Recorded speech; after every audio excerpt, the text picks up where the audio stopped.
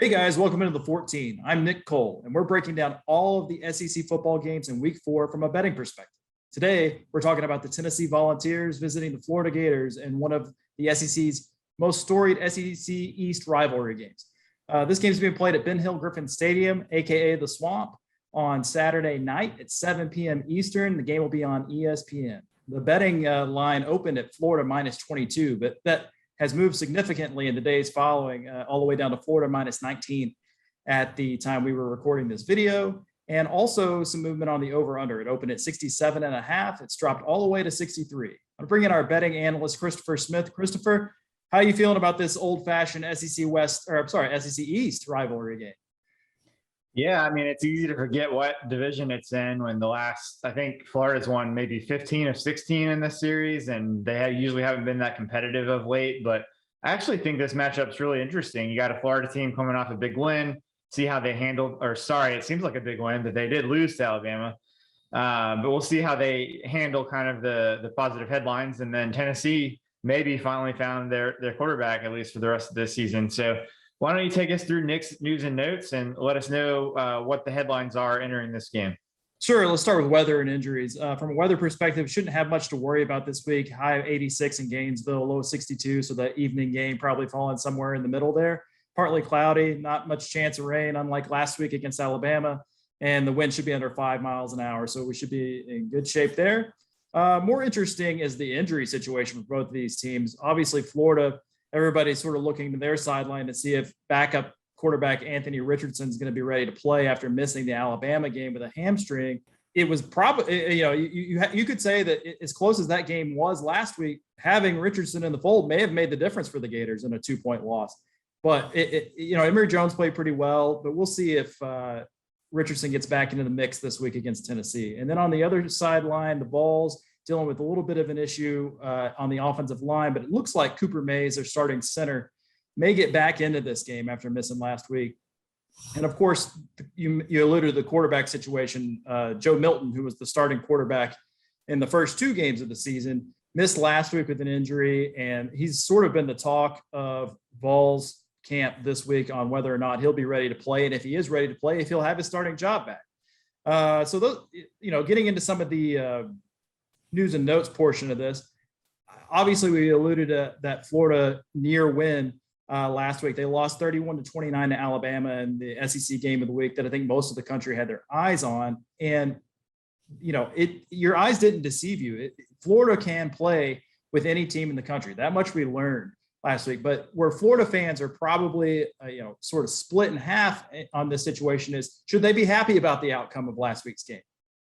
On one side, you have people going, yeah, it's a return to relevance on the national stage, and maybe pointing to the idea that this could be a college football playoff team if things break right and they get another crack at Alabama if they can win the SEC East. On the other side, you've got people like, head coach Dan Mullen saying there's no such thing as a moral victory. We lost this game. He's 0-11 against Alabama. Nothing was worth smiling about in a 31-29 loss in a game that they probably could have won if they would have tweaked a couple of things earlier in that game. But I can tell you this, Christopher, I felt a moral victory taking the Gators plus 14.5 in that game. That was a cruise to an easy cash on the betting side of things. And like you said, Florida's won 15 of the last 16 games in this matchup, and the Vols haven't won in the Swamp since 2003. We're pushing 2 decades here since they've made some noise down there. So the question may not be if they can break that streak. It's just a matter of, can they cover a pretty generous spread in the Swamp in 2021? Christopher, what do you think?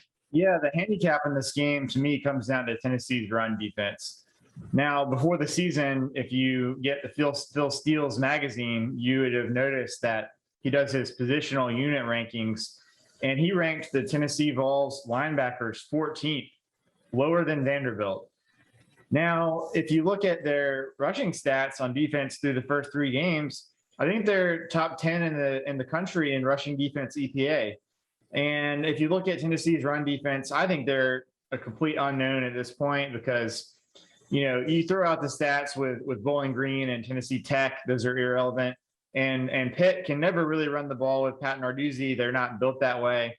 So I think that's a major question mark, and it's a question mark Tennessee is going to have to answer in a major way in this game. We saw Tennessee's, I guess, 13th right now in the country in snaps per game. We know Josh Heupel was by far number one at UCF last year in snaps per game. So I think he would love nothing more than to run even faster than they've been doing for the first two games. And to me, having Hendon Hooker at quarterback and having some stability there, maybe it lets him speed up things a little bit and play more at the tempo he likes to play at. Now, that could also cause an issue for Tennessee because we saw a good deep Alabama defense get worn out in the swamp last week. They had a few 3-and-outs. Florida was on the ball, running the ball, and on the field for a long time. And Alabama's defense got tired in the second half. I think Tennessee's a little lucky that it'll be a little cooler and a little bit more windy than it was, a little less humid than it was last Saturday in Gainesville. But if Anthony Richardson comes back, Florida's averaging 7.6 yards per carry, and they ran for 245 yards and 4 touchdowns on Alabama without Richardson. So I could see a game script where, because of Tennessee's tempo, Florida has the ball almost the entire game, and Tennessee's defense, which is not as deep as Alabama's, could get really worn down in the second half. Now you look at the other side of the ball, and I don't think Tennessee's suddenly going to become Florida or Alabama or Ole Miss on offense. But Milton, he can't hit as they say, can't hit the broadside of a barn on a deep ball. And if you're 5 feet away from him, he's going to throw a 110-mile-an-hour fastball at your face. So I think with Hooker, at least they'll have a puncher's chance on offense. They seem to operate a little bit better with him in there. So we'll break down what I think that means in terms of betting on this game. But first, Nick, you had a nice 10-8 week last week on the betting board, and I still got you by a few games on our best bets, but you got me on the overall bets right now. So tell us what you're thinking for this game. So I mentioned to you earlier in the video that I really appreciated Florida and that plus 14.5 and that easy cash against Alabama, even though that felt risky at the time. But where Florida has burned me this season so far is when they're a pretty sizable favorite. I've taken them a couple of times and they haven't been able to cover in some instances. So in this case, I feel like that 19 points is, I think Florida wins this game easily, but I feel like it's ripe for a backdoor cover from a Tennessee team that does play with tempo and is going to be looking to build some offensive momentum. So give me the Vols plus 19. I don't love saying that, but I feel like they can keep it within 20 there. But then also give me the over 63 because I think Florida is going to score plenty of points. And if Tennessee can come along with them, I think we can get this game over 63. How about you?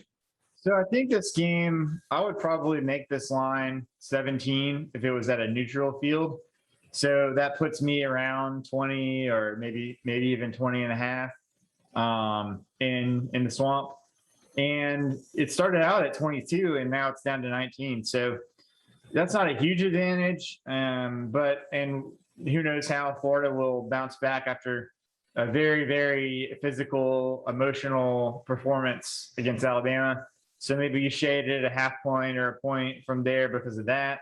So I think the line is pretty good. Maybe I'd give Florida a half a point to a point advantage over this line. So I'll take Florida minus 19.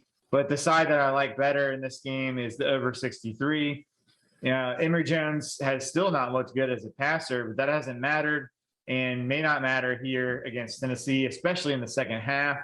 So if you want to wait until halftime and maybe put in a live over bet at halftime, that's another strategy. But I'm taking Florida minus 19 and over 63. For Nick Cole, I'm Christopher Smith for the 14, and we'll talk to you next week.